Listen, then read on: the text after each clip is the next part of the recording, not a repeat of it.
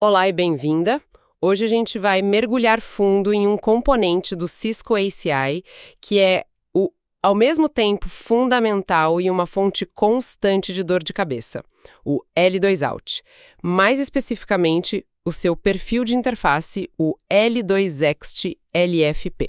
Exato. A missão de hoje é desvendar por que uma configuração que parece tão simples pode ter implicações tão profundas no comportamento do Fabric.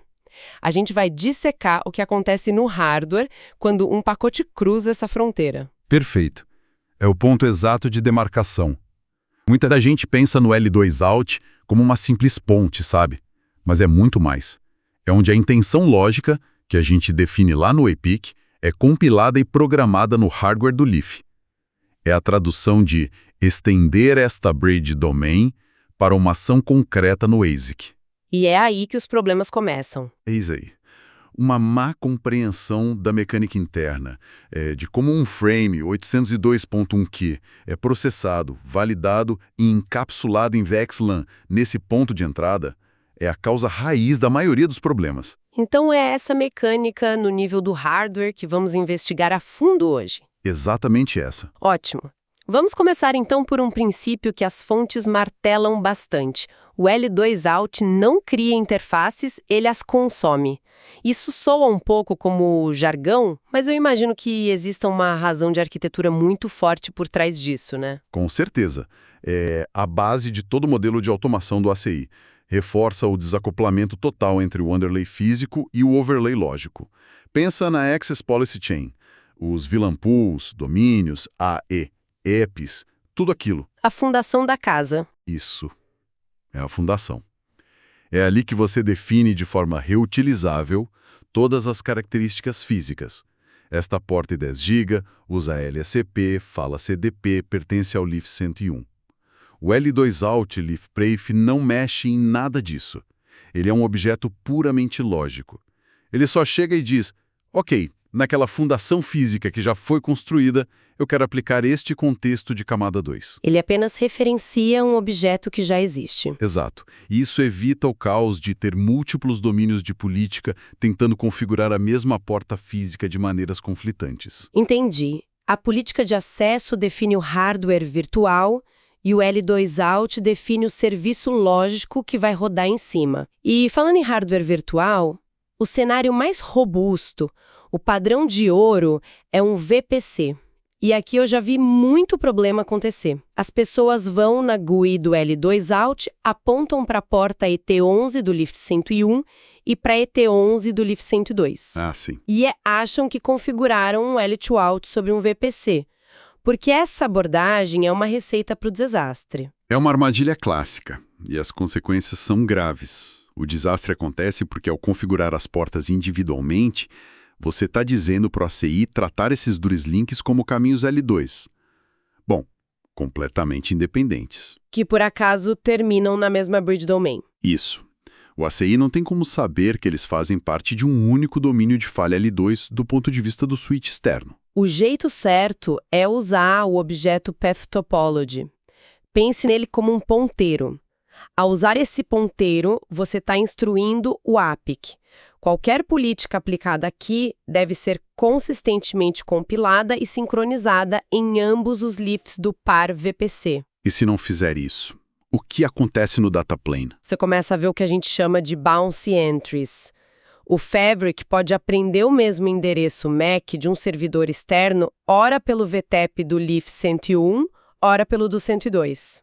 O que para o co-op é o MAC-flap? Exato. Para o protocolo co-op, que sincroniza a tabela de endpoints, isso é um MAC-flap. Dependendo do timing, o tráfego de retorno pode ser enviado para o Leaf errado, que não tem a conexão ativa. E aí acontece o black holing de pacotes. Exatamente. Ao usar o Path Topology, o ACI entende a semântica do VPC e garante que o MAC seja aprendido associado a um Virtual IP, que representa o par, e não a um Leaf individual. Isso estabiliza o data plane. Ok, isso é crucial. A topologia correta não é um atalho, é uma instrução fundamental para o control plane. Agora vamos entrar no coração da máquina. Um frame com tag de vila, chega no ASIC de um Ingress Leaf. O que acontece nos próximos nanosegundos? Vamos fazer o Packet Walk. Com certeza. E se há uma única coisa para lembrar de toda essa discussão, é esta. Tudo, absolutamente tudo, se resume a uma única chave de lookup. De duas partes. Física de entrada e a VLAN ID. Essa dupla é o RG do pacote. É o que o ASIC usa para tomar a primeira e mais importante decisão. Ou seja, nesse primeiro instante, o hardware não se importa com o MAC de origem, de destino, endereço IP. Nada disso. A única pergunta é, de qual porta você veio e qual é a sua etiqueta VLAN? Exatamente. Vamos pegar um exemplo. Um frame com VLAN 500 chega na interface que faz parte do nosso VPC. O ASIC do Leaf de ingresso faz um lookup na sua tabela de entrada usando a chave VPC-Path Endpoint VLAN 500. E esse lookup bate com a entrada criada pelo nosso L2Ext Leaf? Isso. Imediatamente o ASIC sabe duas coisas. Primeiro, a qual bridge domain este tráfego pertence. E segundo, qual é o contexto de políticas associado. A primeira ação é remover o cabeçalho 802.1q. A missão da VLAN 500, que era identificar o tráfego na borda, acabou ali. O pacote agora está nu dentro do ASIC, pronto para a viagem dentro do Fabric. É aí que entra o VXLAN. Correto. O ASIC pega o frame Ethernet original e o encapsula num cabeçalho VXLAN. O VND, o identificador de rede VXLAN, é derivado do mapeamento da Bridge Domain. Agora vem a parte interessante. Para onde enviar esse pacote VXLAN? O segundo lookup. O segundo lookup.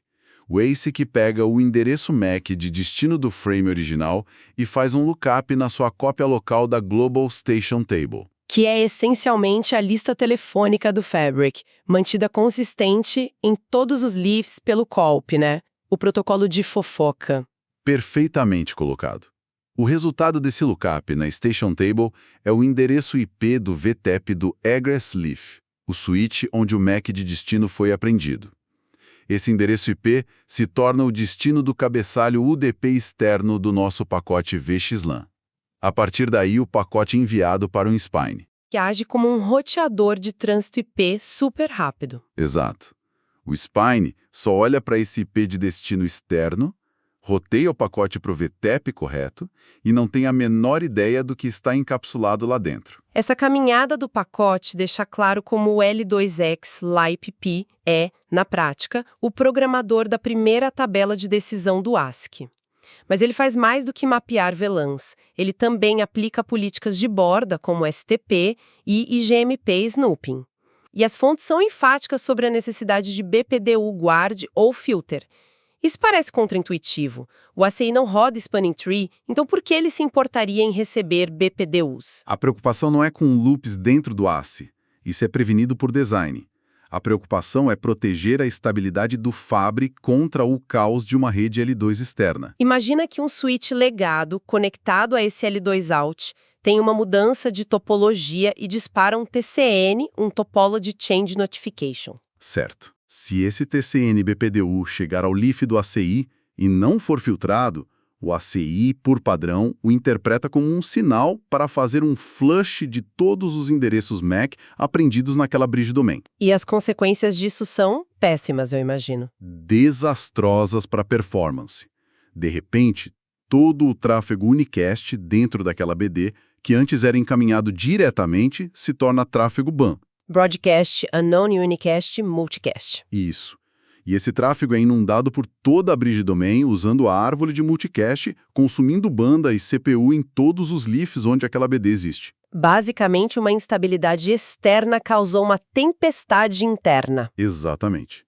Você injetou uma instabilidade massiva num sistema determinístico. O BPDU Guard é o segurança na porta da boate. Ele não deixa a instabilidade da rua entrar na festa. É uma medida de higiene de protocolo na fronteira. A mesma lógica se aplica ao IGMP Snooping, imagino. É sobre traduzir o comportamento do mundo externo para um modelo otimizado do ACI. Exatamente. Você pode usar a política no L2XChelif para definir, por exemplo, se a interface deve agir como um IGMP carrier ou não. Isso é vital se a rede externa é passiva e não tem seu próprio carrier. Sem isso, os relatórios de membresia de grupos multicast nunca seriam solicitados. A tabela de snooping do ACI não seria populada. E o tráfego multicast originado dentro do Fabric nunca chegaria aos receptores externos. Nunca. É o controle fino do fluxo multicast na fronteira exata. Isso nos leva a um cenário de design que vejo o tempo todo. Usar a mesma interface física, geralmente um VPC, para um L2Out e um L3Out simultaneamente. É um padrão clássico para conectar o Fabric a um par de switches de core, por exemplo. Sim, muito comum. Se o tráfego L2 e L3 está chegando pelo mesmo cabo, como a SIC decide instantaneamente se um pacote deve ser bridgeado ou roteado? A resposta nos leva de volta ao nosso princípio fundamental. A chave de lookup. Porta física mais vilã ID. Essa tupla, ela é o demultiplexador no nível do hardware. É a única coisa que importa para essa decisão inicial. Vamos analisar os dois fluxos. Certo. Cenário A. Um pacote para ser estendido em L2. Um pacote chega na interface do VPC com a tag VLAN 500. O ASIC faz o lookup da chave VPC VLAN 500. Ele encontra uma correspondência na tabela que aponta para o nosso L2XLIFP e, por consequência, para uma bridge domain.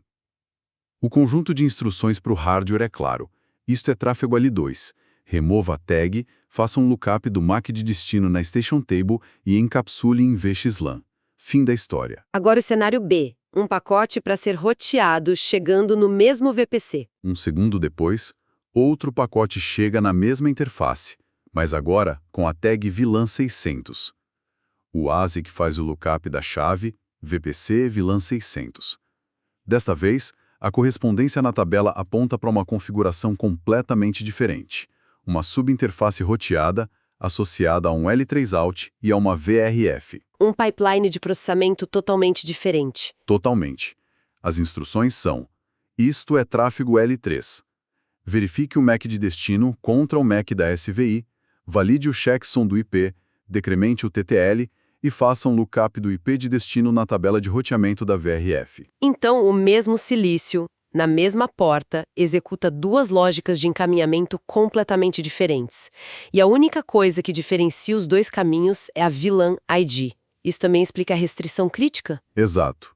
É por isso que é hardware impossível usar a mesma VLAN, na mesma interface, para um L2Out e um L3Out. Criaria uma ambiguidade de encaminhamento no ASIC. Exatamente. O hardware não teria como saber qual pipeline de processamento usar. A validação de configuração do APIC deve impedir isso, mas é uma limitação fundamental da arquitetura do hardware.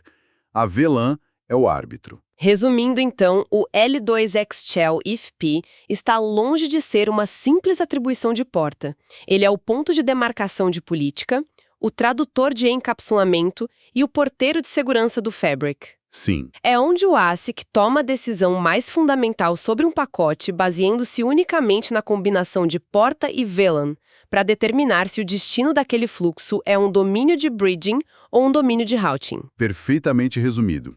Isso nos deixa com uma reflexão final, uma questão de design que vai além da simples configuração. Vamos lá. Nós estabelecemos como um L2Out funciona, mas também deixamos claro que ele, por natureza, estende um domínio de broadcast. Isso, inerentemente, contorna o modelo de segurança Zero Trust padrão do ACI, que é Deny by Default e baseado em contratos entre IPGs. Certo. O tráfego dentro da mesma bridge domain não passa por contrato. Não passa. O tráfego entre um endpoint dentro de um IPG e um dispositivo externo que chega via L2Out, mesmo que ambos estejam na mesma PD, não passa por um filtro de contrato por padrão. É um ponto cego na segurança. Exatamente. Isso levanta a verdadeira questão para um arquiteto de rede. Como você restabelece o controle de segurança dentro da própria bridge domain para mitigar o risco que você acabou de introduzir? Você pode habilitar o isolamento intra-IPG, mas isso é um martelo muito grande, sabe? Muito binário, ou tudo ou nada. Isso. A abordagem mais granular é usar os Zoning Rules, que são essencialmente microcontratos aplicados dentro da BD. Eles permitem ou negam fluxos específicos entre endpoints no mesmo segmento L2. Então a questão final é?